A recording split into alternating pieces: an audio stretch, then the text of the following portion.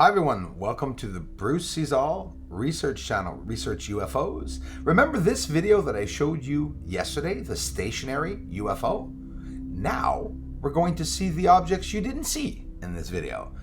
Quite impressive. And that little light billowing beside that UFO, which is not a star, I did everything in my capability to be able to look for one frame of that bugger moving, and I got it. I got several frames of it moving. You're going to see it change directions. You're going to see a whole bunch of other things. And of course, it's what you did not see in the video yesterday. This is close up right beside the footage, and we're going to see some interesting things.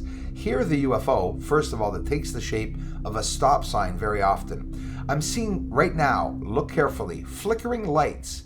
See that object or objects going L-shaped up and down, veering beside the UFO. They're always moving around this UFO in the entire video. A lot of glimpses of them coming up. You have to slow down the footage. So now we're gonna slow it down, get in closer, and look at exactly what is going on. So the UFO is interacting with other lights. Scout crafts, this is the theory that I've always leaned towards, is that every time I see a UFO, I always see, almost always, another light, smaller light, several smaller lights that are in the proximity of the UFOs.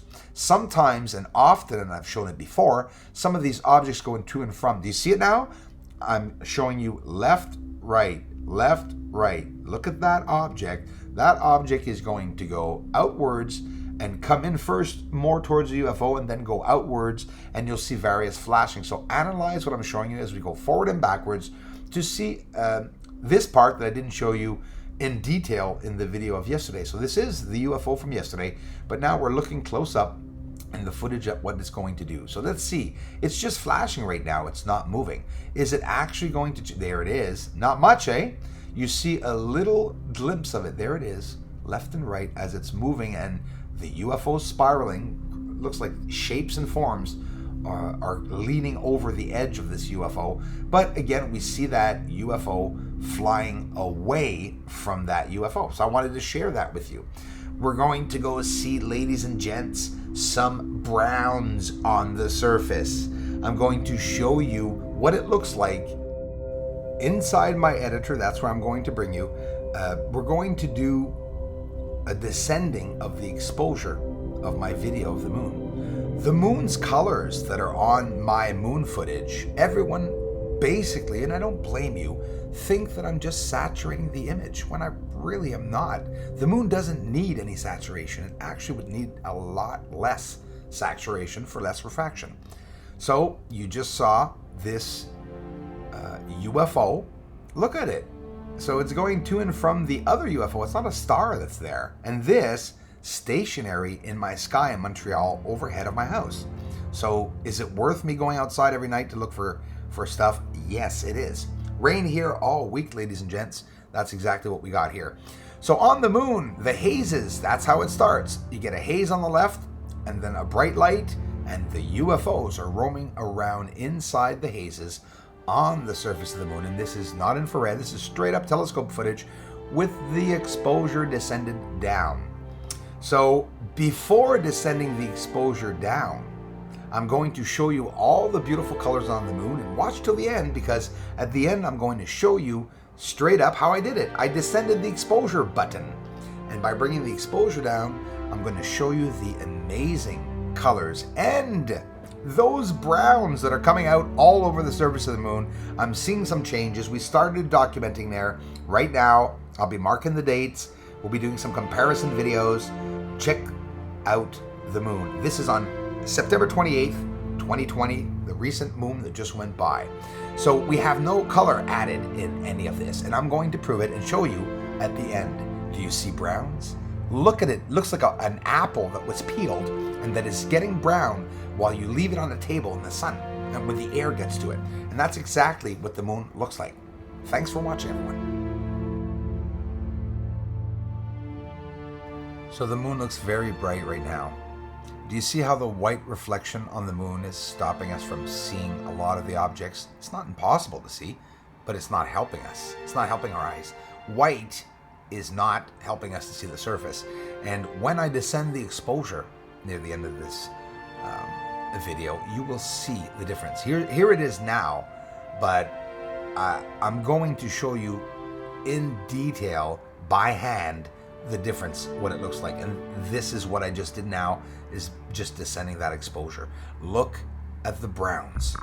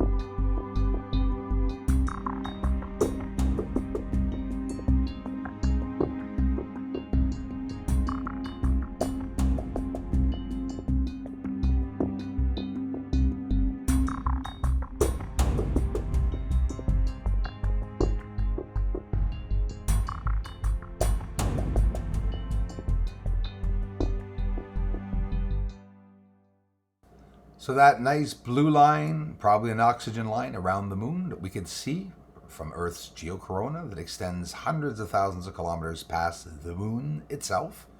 Here's Copernicus, oh yeah, along the Terminator line, and those famous blue spots. That squiggly line on the right underneath the crater that looks like a crack in the ground is Eratosthenes crater at the end of the Apennine Mountains. But yeah, first let's look at that line at the end of the blue that's leading from the blue towards Copernicus crater, and this Eratosthenes.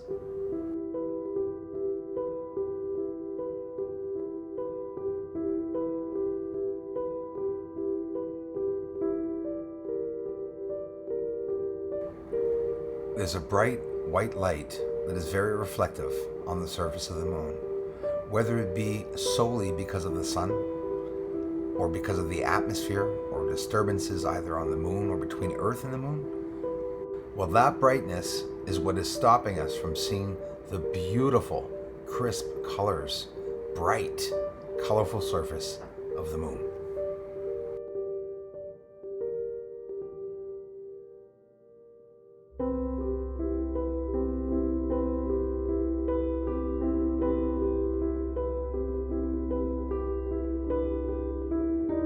Over in the tops, you see the greens.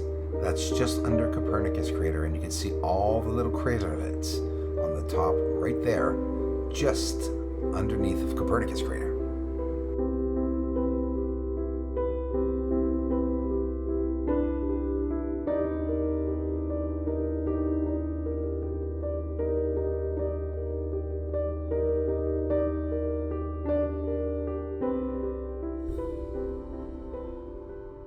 So, I'm going to bring you into my video editor now, right after this little short video clip where we see the beautiful colors by itself getting browner and browner and browner. It's because I'm bringing the exposure down.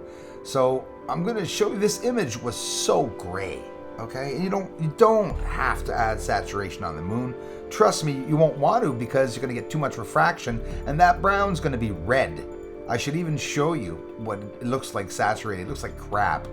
But here, straight up surface, that you see the color is brown. It's because I obviously descended the exposure. So now I'm going to show you before I descend the exposure, and to give you an idea of exactly what it looks like before I manipulate it. As some say, it's a manipulation of descending the exposure, is not manipulating an image.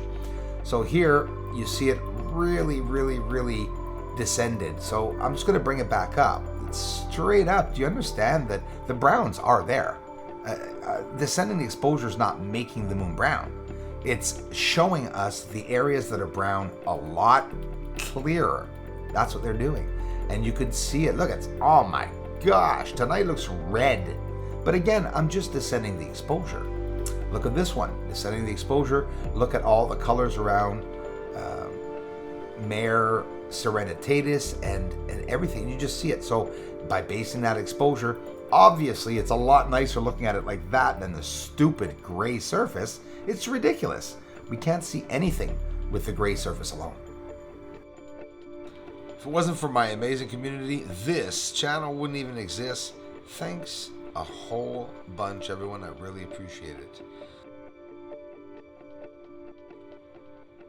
And then minding, really up there, and then minding on the moon. It's inspired, really up there, and then minding on the moon. Aliens are the moon. Aliens are the moon.